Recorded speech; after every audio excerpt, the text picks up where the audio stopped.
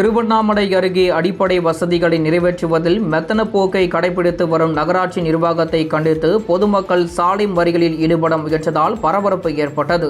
திருவண்ணாமலை மாவட்டம் செங்கம் புதிய பேருந்து நிலையம் அருகே உள்ள செந்தமிழர் நகர் பகுதியில் 2000க்கும் மேற்பட்டோர் வசித்து வருகின்றனர்.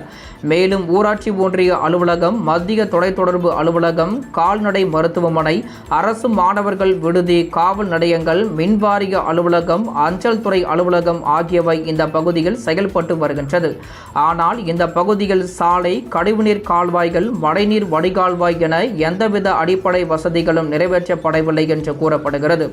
அதன்படி பேரூராட்சியாக இருந்த செங்கம் தற்போது நகராட்சியாக தரம் உயர்த்தப்பட்ட பிறகும் எந்தவித அடிப்படை வசதிகள் சார்ந்த பணிகளும் நடைபெறவில்லை என்ற குற்றச்சாட்டு மக்கள் மத்தியில் எழுந்துள்ளது. இந்நிலையில் நகராட்சி நிர்வாகத்தின் மெத்தன போக்கை கண்டித்து பொதுமக்கள் சாலை மறியல் போராட்டத்தில் ஈடுபட முயன்றனர்.